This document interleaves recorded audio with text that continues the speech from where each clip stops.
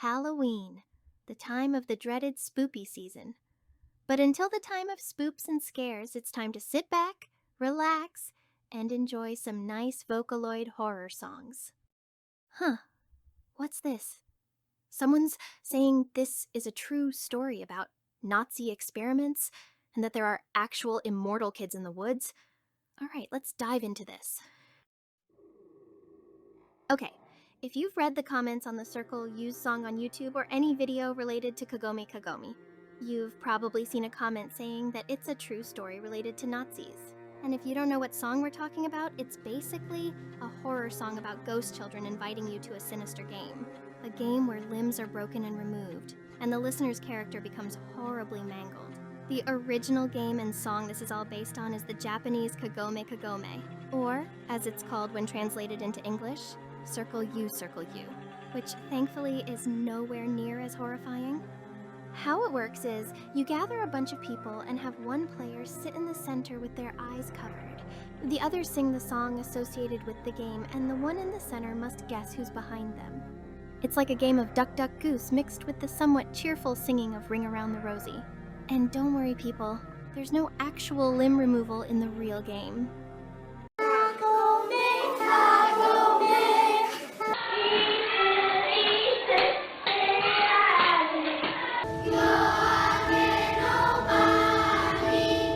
Now, to Western audiences, the song part might sound eerie, but Tuhu found that if you speed it up, it's actually kind of a banger. Hey, my nigga, come here, bro. Listen to this beat.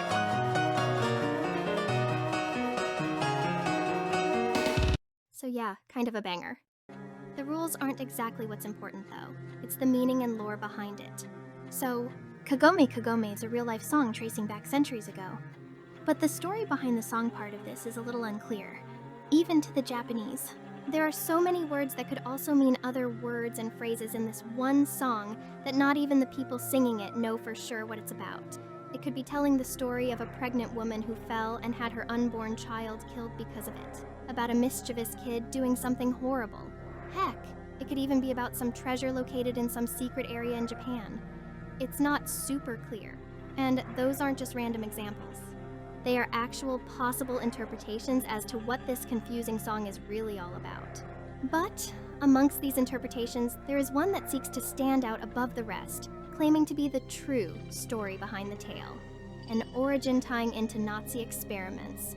Behold, the totally true story of Kagome Kagome.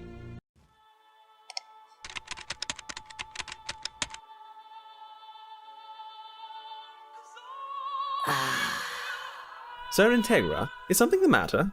It's the fucking Nazis! What? I gotta try and keep this light somehow. So anyways, the story goes that long ago in World War II, one of the many experiments of the Nazis involved victims hailing from Japan. The goal was to extend human life beyond the point one would certainly die. When a human has their head parted from their body, there is still a moment before the mind and body fully realize that their connection is severed. When a chicken, a snake, or select other creatures have their heads severed, the tie between the brain and the body can remain for minutes to years. How can humans access this ability to temporarily deny death? That was the question Nazis asked themselves. And they were determined to find the answer. They called this a kill switch. Their theory followed. When the brain becomes fully developed, this switch activates and permanently shuts everything down, presumably as some evolutionary trait to avoid having to suffer for as long of a time whilst dismembered. The Nazis wanted this to be done outside of Germany, and so took up base in Shimane, Japan. Gathering the Japanese, they found that most of their successes were in children, and so they brought children from an orphanage. Eventually, after some time, they found some sort of success when a young girl suddenly lost the ability to sweat. And then, her heart stopped beating. Miraculously, her heart continued sometime later, but she was, by every definition, dead. This would continue for some time. Her pulse would reduce to nothing for long periods of time, only to later resume like nothing happened. Russian scientists were tasked to keep close watch of her to ensure she didn't permanently die for real this time. While numerous variations of this experiment were conducted, most alterations resulted in horrible death. The removing of limbs and even heads, though, if it vaguely followed the same procedure as the initial young girl, they were completely fine. Caretakers and those watching would report the surviving children wearing calm smiles constantly. But when approached by one of the scientists alone, they would turn to horrible faces of malice and disgust. Okay, but I hear you. What does their vendetta against Bill Nye have to do with Kagome Kagome? Well, my impatient little viewer, over time, the children invented the game. Soon, they would invite the caretakers to play with them. Then the scientists. Some caretakers, however, quickly fled after a short time playing, for when the caretakers looked, the kids all stared back at them with the most vicious expressions with an air of intent to kill. There was one added rule, though. If you flinch, you lose. And everyone flinched. 3 years later, the bombing of Hiroshima happened, and the experiments were forced to a halt. While there are no official reports floating around, you can still find the area these experiments took place, an old abandoned orphanage somewhere in the forests of Shimane. There, you can still see the children. The effects of age stripped away from them, they will invite anyone who approaches to a game of Kagome Kagome. And if you flinch or guess wrong, you lose. And if you lose, you are never heard from again. So that's supposedly the true horror story behind Kagome Kagome. Nazis did some Nazi junk, kids flipped off the Grim Reaper, and now there's an abandoned orphanage with immortal children who want to rip off your heads if you don't guess which duck is behind you. What the fuck? Why do these motherfuckers whoop my ass? But the important question is it real? Let's find out.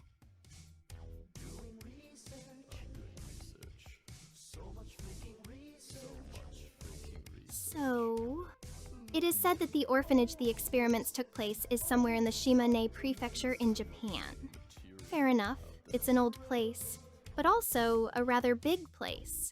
However, more specifically, this took place somewhere in Linan, a town located in the prefecture, a town that is also new. Linan was founded in 2005. That's several decades after this event. Hey, but it's fine. Linan and Shimane have hundreds of tourist sites, some of which are even considered haunted areas. Strangely, though, no abandoned orphanage is listed. If you look up abandoned or haunted sites in Japan, you should definitely not go to.